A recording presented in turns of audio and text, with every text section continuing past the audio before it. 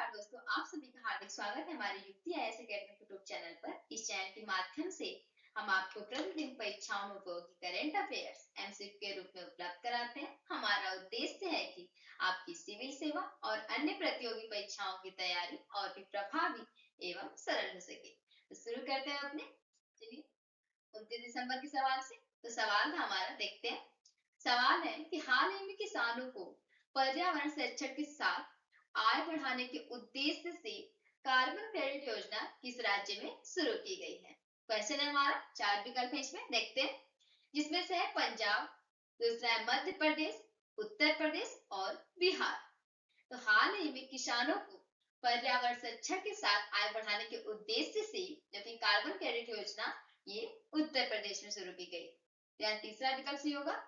बात करते हैं इस योजना के तहत जो कि किसान पर्यावरण अनुकूल खेती अपनाकर जो कि कार्बन उत्सर्जन कम करेंगे और बदले में उन्हें जो कि आर्थिक लाभ प्राप्त होगा। इससे क्या है कि किसानों की आय बढ़ाने के साथ साथ पर्यावरण संरक्षण को भी बढ़ावा मिलेगा। ये थे इससे कुछ पॉइंट। चलिए शुरू करते हैं आज के सवाल से। तो सवाल हमारा आज का कि हाल ही में 62 वर्ष की आयु में किस इंग्लैंड के पूर्व क्रिकेटर का निधन हुआ है। क्वेश्चन है ये, 4 विकल्प दिए इसमें, देखते हैं। पहला है केविन पीटरसन, दूसरा एंड्रयू स्ट्रॉस, तीसरे हैं ह्यू मॉरिस और चौथा है माइकल वान। तो इसकी बात करें कि हाल ही में 62 वर्ष की आयु में इस इंग्लैंड के पूर्व क्रिकेटर का निधन हुआ, तो ये ह्यू मॉरिस। यहाँ तीसरा विकल्प से होगा। ह्यू मॉरिस जो कि इंग्लैंड के पूर्व क्रिकेटर का, ये पूर्व क्रिकेटर थे और इनका निधन 62 वर्ष की आयु में हुआ। ह्यू मॉरिस जो कि मैदान को एक विश्वसनीय सलामी बल्लेबाज और मैदान के बाहर एक सम्मानित क्रिकेटर प्रशासक के रूप में जाना जाता था। इन्हें संन्यास के बाद वे इंग्लैंड के जो कि एंड वेस्ट स्केटबोर्ड, जिसे शॉर्ट में ईसीबी बोलते हैं, इससे जुड़े थे और इन्होंने ईसीबी के मुख्य कार्यकारी अधिकारी जो कि सीईओ के रूप में वहां कार्य किया है। ये थे इनके संबंधित कुछ पॉइंट। अगला सवाल देखते हैं। अगला सवाल है हमारा, ग्रीन टू गोल्ड किस राज्य में औद्योगिक भांग की खेती से संबंधित है। क्वेश्चन है हमारा, 4 विकल्प है इसमें कि असम, उत्तराखंड, हिमाचल प्रदेश या ओडिशा से। तो ग्रीन टू गोल्ड पहल इसकी बात करें तो ये हिमाचल प्रदेश, तीसरा विकल्प से होगा। यहाँ से इस राज्य से ये संबंधित है। ग्रीन टू गोल्ड पहल के तहत क्या है कि हिमाचल प्रदेश में जो कि औद्योगिक भांग की खेती को बढ़ावा दिया जा रहा है और ताकि इससे किसानों की जो कि आय और हरित उद्योगों को प्रोत्साहन मिल सके, इसके तहत ये चल रहे हैं। और इस पहल का जो कि बात करें कि किसने किया, तो ये शुभारंभ मुख्यमंत्री सुखविंदर सिंह सुक्खू द्वारा ग्रीन टू गोल्ड विजन के तहत किया गया है। भांग को 2027 तक जो कि आत्मनिर्भर हिमाचल और जैव अर्थव्यवस्था का प्रमुख घटक माना गया है। और वहीं औद्योगिक भांग में जो कि टीएचसी की सीमा 0.3% से कम निर्धारित की गई और यह सुनिश्चित करता है कि फसल नशीली नहीं है और मानव दुरुपयोग संभव नहीं और वहीं औद्योगिक गुणवत्ता बनी रहे, इसलिए ये टीएचसी की सीमा 0.3% से कम निर्धारित की गई है। अगला सवाल देखते हैं। अगला सवाल हमारा, आदिवासी जिलों में भारत की पहले पीपीपी मॉडल मेडिकल कॉलेज किस राज्य में शुरू होंगे। ठीक है, क्वेश्चन है हमारा, 4 विकल्प दिए इसमें, ओडिशा, झारखंड, मध्य प्रदेश या छत्तीसगढ़। तो पीपीपी मॉडल मेडिकल कॉलेज की बात करें तो ये मध्य प्रदेश में, तीसरा विकल्प से होगा। यहाँ से ये आदिवासी क्षेत्रों में जो कि स्वास्थ्य और चिकित्सा शिक्षा को मजबूत करने के लिए जो कि मध्य प्रदेश में भारत के पहले पीपीपी मॉडल मेडिकल कॉलेज शुरू किए जाएंगे। ये क्या है कि मेडिकल कॉलेज आदिवासी बहुल जिलों में शुरू किए जा रहे हैं जो चिकित्सा जो कि शिक्षा में एक ऐतिहासिक पहल है।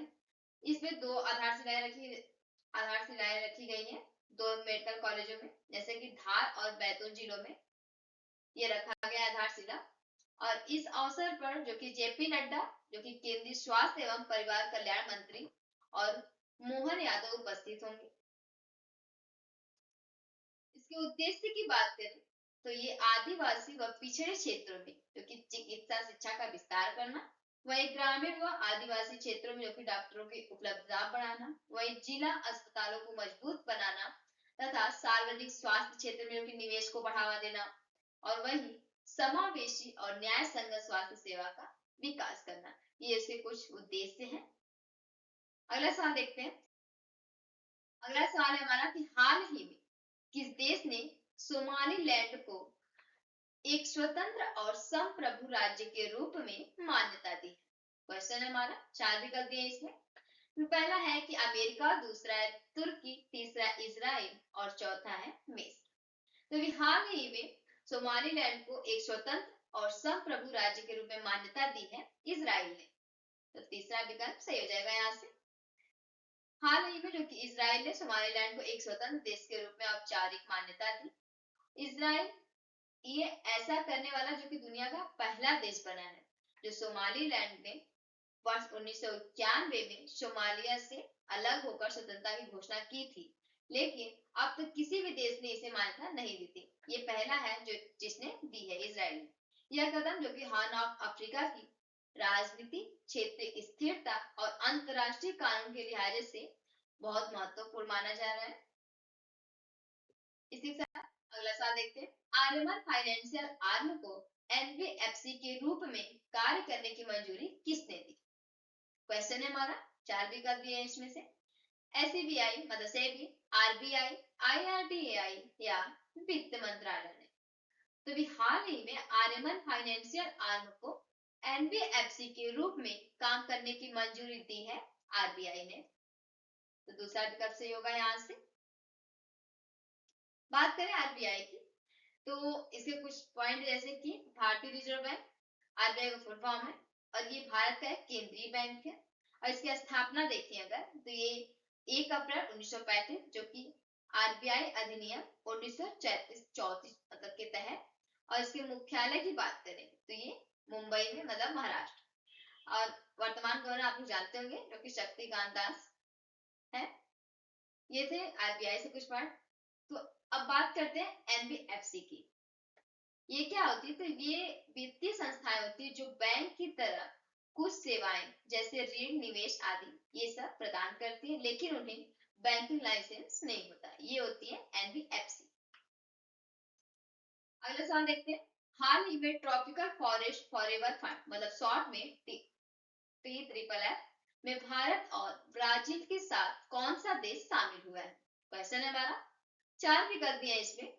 मलेशिया, इंडोनेशिया, पेरू या थाईलैंड। तो हाल ही में TFFF में भारत और ब्राजील के साथ शामिल हुआ है इंडोनेशिया।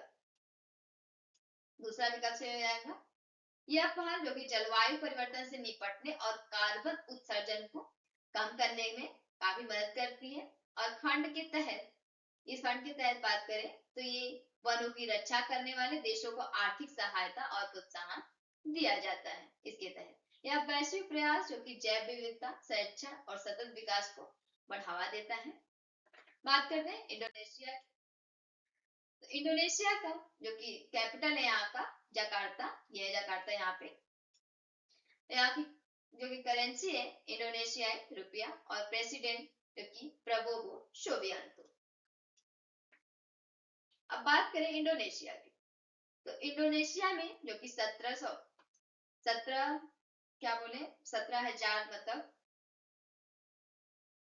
प्लस द्वीप है इसमें, और इसलिए इसे आइलैंड नेशन भी कहा जाता है।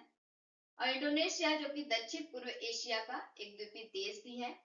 और ये नई प्रस्तावित जो कि यहाँ की राजधानी नुसंतारा जो कि बोर्नियो द्वीप पर विकसित की जा रही है। यह देश भूमध्य रेखा पर स्थित है। इससे इंडोनेशिया से कुछ बातें थी। इसी साथ अगला सवाल देखते हैं। अगला सवाल है हमारा, एमसीजी में 5 विकेट लेने वाले जोस्टन किस देश के पहले गेंदबाज बने? चार विकल्प है इसमें। ऑस्ट्रेलिया, भारत, इंग्लैंड या दक्षिण अफ्रीका। तो एमसीजी में जो कि 5 विकेट लेने वाले जोस्टन ये इंग्लैंड के हैं। जोस्टन जो कि एमसीजी में 5 विकेट लेने वाले पहले गेंदबाज बने। और यह उपलब्धि उन्होंने किस में हासिल की? तो ये क्रिकेट में हासिल की है। उपलब्धि टेस्ट क्रिकेट में हासिल किया है इन्होंने। और इनके इस प्रदर्शन से जो कि इंग्लैंड की गेंदबाजी को और भी मजबूती मिली और ये एमसीजी दुनिया के सबसे प्रतिष्ठित क्रिकेट मैदानों में से एक है। अगला सवाल देखते हैं। अगला सवाल है हमारा कि पार्वती अर्गा पक्षी अभयारण्य, पार्वती अर्गा पक्षी अभयारण्य को इको सेंसिटिव जोन किस राज्य ने घोषित किया? क्वेश्चन है हमारा। देखते हैं इसके चार विकल्प है। पहला है राजस्थान, दूसरा है कि महाराष्ट्र, तीसरा है उत्तर प्रदेश और चौथा है बिहार। तो बात हो रही है पार्वती अर्गा पक्षी अभयारण्य की, तो ये उत्तर प्रदेश है। तीसरा विकल्प से होगा यहाँ से उत्तर प्रदेश सरकार ने जो कि पार्वती अर्गा पक्षी अभयारण्य को पर्यावरण संवेदनशील क्षेत्र में घोषित किया है। इसके उद्देश्य की बात करें, किस उद्देश्य से ये किया गया, तो पक्षियों और जैव विविधता की सुरक्षा करना, अनियंत्रित निर्माण और प्रदूषण पर रोक लगाना तथा प्राकृतिक तंत्र को सुरक्षित रखना, ये इसके इस उद्देश्य से ये घोषित किया गया है। अगला सवाल है हमारा कि मोहम्मद अली अहमद अल हद्दाद जिनका हाल ही में निधन हुआ है, इस देश के सेना प्रमुख थे। इनका नाम भी बहुत बड़ा है। चार विकल्प दिए इसमें, इराक, सीरिया, लीबिया या सूडान। तो मोहम्मद अली अहमद अल हद्दाद ये लीबिया, तीसरा विकल्प से हो जाएगा यहाँ से जिनका हाल ही में निधन हुआ है अभी, ये लीबिया के सेना प्रमुख थे। ये लीबिया की राष्ट्रीय सेना जो कि सशस्त्र बलों में एक प्रमुख और प्रभावशाली सैन्य नेता माने जाते थे। इनका कार्यकाल जो कि देश में सुरक्षा व्यवस्था बनाए रखना और सैन्य समन्वय से जुड़ा रहा। अगला सवाल देखते हैं इसी साथ। अगला सवाल है हमारा कि 91 वर्ष की आयु में निधन पाने वाली ब्रिजिट बार्डो किस क्षेत्र से जुड़ी थी? क्वेश्चन है हमारा। चार विकल्प दिए, लेखिका, समाज सेवी, अभिनेत्री या गायिका, इसमें से क्या थी? तो 91 वर्ष की आयु में निधन पाने वाली ये ब्रिजिट बार्डो अभिनेत्री थी। तो तीसरा विकल्प से होगा यहाँ से। और ये जो कि 1950 व 60 के दशक में अंतरराष्ट्रीय सिनेमा आइकन के रूप में जानी जाती थी।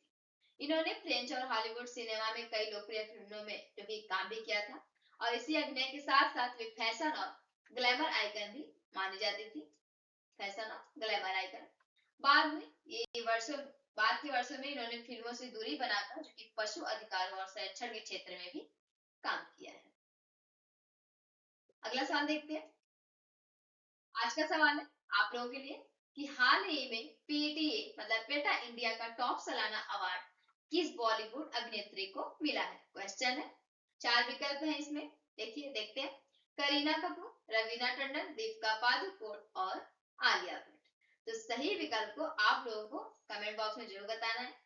और इस वीडियो को अंत तक देखने के लिए आप सभी का दिल से धन्यवाद।